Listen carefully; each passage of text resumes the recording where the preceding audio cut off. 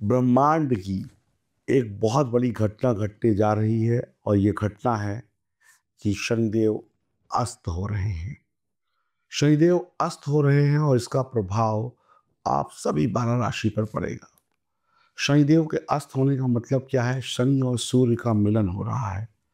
अस्त ग्रह का प्रभाव यानी उसकी ताकत कम हो जाती है। 29 मार्च को शनि मीन राशि में होंगे और ये उनकी मीन संक्रांति होगी। शनि कर्म और न्याय के ग्रह हैं। काम, नौकरी, व्यापार, बिजनेस, जॉब जो भी लोग करते हैं और अधिकतर लोग यही करते हैं, उनको बहुत बहुत सावधानी रखनी होगी, अलर्ट रहना होगा, सतर्क रहना होगा। लड़ाई झगड़ों से, कोर्ट कचहरी से बहुत दूर रहना है आपको। जितना लड़ाई झगड़ों से दूर रहेंगे उतना बचेंगे। शनि अस्त होते हैं तो ज़मीन का खरीदना या बेचना नहीं करना चाहिए। कोई नया काम शुरू नहीं करना चाहिए। जिन भी राशियों की शनि की साढ़े साती या ढैया चल रही है, उन्हें राहत ज़रूर मिलेगी। आपकी राशि पर अस्त शनि का क्या प्रभाव होगा, ये मैं आपको बताऊंगा और ये जानकारी चंद राशि पर आधारित होगी। ज्योतिष के अनुसार हर ग्रह की एक चमक होती है, हर ग्रह की एक ब्राइटनेस होती है। हर ग्रह की चमक सूर्य से उसकी दूरी पर निर्भर करती है। ग्रह सूर्य से जितना दूर होगा उतना चमकेगा।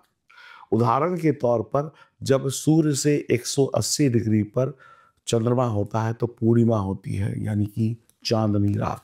और जब चंद्रमा सूर्य एक साथ हो, एक ही राशि में हो, तो काली रात होती है, यानी कि अमावस्या की रात। यानी चंद्रमा दिखाई नहीं देता और काली रात हो जाती है।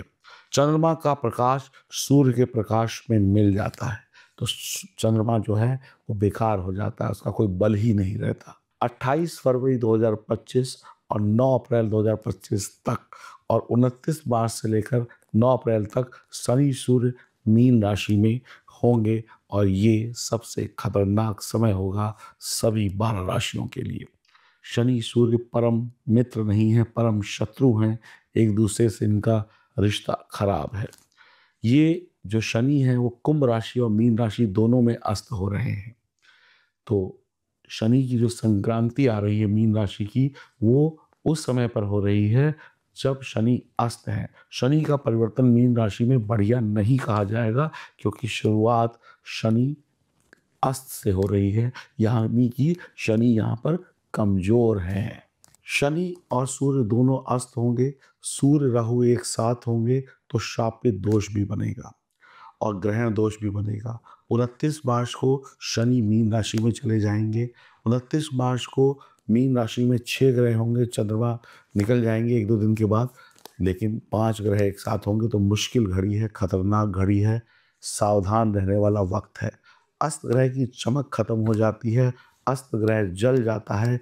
अस्त ग्रह सामने वाले व्यक्ति को यानी हर राशि वाले को कंफ्यूज करता है। शनि से मिलने वाले फल कम हो जाएंगे, रिजल्ट कम हो जाएंगे। अस्त ग्रह नीच ग्रह के बराबर फल देता है। शनि अस्त तो सरकार और जनता के बीच में विरोध होता है, टकराव होता है, लड़ाई होती है, युद्ध जैसे हालात कई कई जगहों पर दंगों जैसे हालात पैदा हो जाते हैं।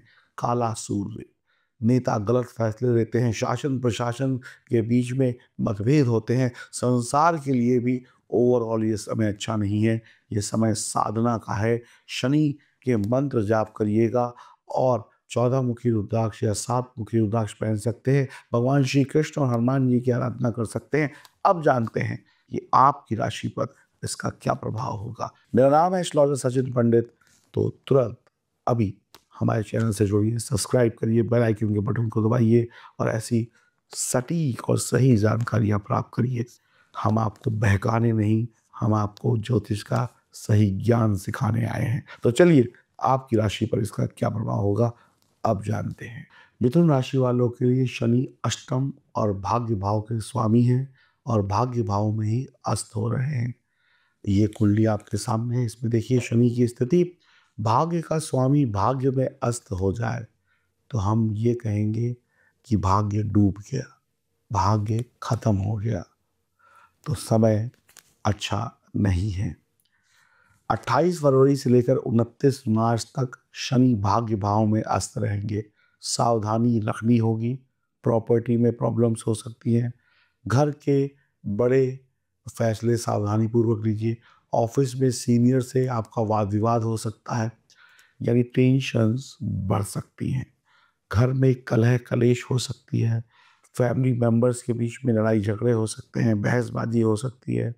बेकार का घूमना फिरना, बेकार का ट्रैवल, यानी बेकार में पैसा इधर उधर खर्च होगा, भाग-दौड़ बढ़ेगी, घर में जो खुशियाँ हैं वो कम होंगी। परिवार से जुड़ी या घर से जुड़ी या काम से जुड़ी हुई फालतू की भाग-दौड़ होगी। लेना-देना एक नहीं, बस पेट्रोल खर्च हो रहा है, समय खर्च हो रहा है, पैसा खर्च हो रहा है, लेकिन हाथ कुछ नहीं आ रहा, बस भाग रहे हैं, भाग रहे हैं, भाग रहे हैं, मंजिल पता नहीं कहाँ है। बेकार के ट्रैवल से आपको बचना होगा। मेहनत होगी लेकिन फेल होगी। टेंशन बढ़ेगी। 29 अप्रैल से शनि 10वें घर में अस्त हो जाएंगे। कर्म भाव में अस्त होंगे तो कर्म में तकलीफें आएंगी, यानी नौकरी में तकलीफ आएगी, व्यापार में तकलीफ आएगी, सीनियर से तू मैं हो सकती है, जूनियर से कोई बातचीत हो जाए, इधर उधर बेकार के लफड़ों में झगड़ों में तू मैं फंस जाएंगे। ससुराल से कोई अनबन हो जाए, ऐसा भी हो सकता है। प्रमोशन हो रही है, अचानक से सीनियर के नहीं हो रही है। कोई आपका अप्रेज़ल होने वाला था, अचानक से टल गया। कुछ बड़ा पोजीशन या पैसा हाथ आने वाला था, अचानक से आते-आते निकल गया हाथ से। जितना सोचा था, उतना मिला नहीं। जितना काम किया, उतना रिज़ल्ट नहीं मिला। जितनी मेहनत की थी, उसका आधा मिला, भाग्य तो ज़ीरो ही हो गया। नौकरी में संभल कर रहना होगा। बॉस से कलेश, कलह, परेशानी हो सकती है। जॉब में चेंज करने की जो आप सोच रहे थे तो अभी मत करिएगा। हो सकता है आप सोच रहे हो और आपको टर्मिनेट कर दिया जाए, आपकी कोई गलती पकड़ कर आपको निकाल दिया जाए। यानी आप नहीं चाहते हैं, उसके बावजूद भी आपको नौकरी से निकाला जा सकता है, नौकरी छूट सकती है, मतलब कुछ भी हो सकता है इस समय में। विदेश जाने या विदेशी कंपनी में नौकरी करने में कोई गड़बड़ी हो सकती है। यानी विदेश गए, पता चला किसी ने झूठ बोल दिया, वहाँ पे जैसा सोचा था वैसा काम नहीं मिला, कुछ उल्टा-सीधा काम मिल गया। विदेश गए तो पता चला कि कोई पैसे खा गया और आधे रास्ते से ही वापस आ गए 4 दिन में। कुछ ना कुछ ऐसी गड़बड़ हो सकती है, या किसी विदेशी कंपनी ने डील करी और नुकसान हो गया, फ्रॉड हो गया। सरकारी विभाग में है या नहीं है, लेकिन गवर्नमेंट से जुड़ा हुआ कोई भी गलत काम मत करिएगा, यानी टैक्स वैक्स की चोरी या फिर कोई और गलत काम, किसी को रिश्वत देना लेना, वरना ऐसा किया तो दंड मिल जाएगा, परेशान हो जाएंगे। तो मिथुन राशि वालों को भी ये थोड़े दिन सावधान रहने की मैं सलाह दूंगा। हनुमान जी की उपासना, शिव जी की उपासना और शंकर जी की उपासना करिए, और 7 मुखी रुद्राक्ष जरूर पहनिएगा। अब बात करते हैं उन लोगों की जिनकी जन्म कुंडली में ग्रहों की स्थिति खराब है। अगर आपकी भी जन्म कुंडली खराब है, आप पहले से परेशान हैं, तो और परेशान हो जाएंगे। तो कृपया करके अपनी जन्म कुंडली की जांच ज़रूर करा लीजिए, और मेरे द्वारा बताए गए उपायों से आपको ज़रूर राहत मिलेगी। दिए गए नंबरों पे संपर्क करें।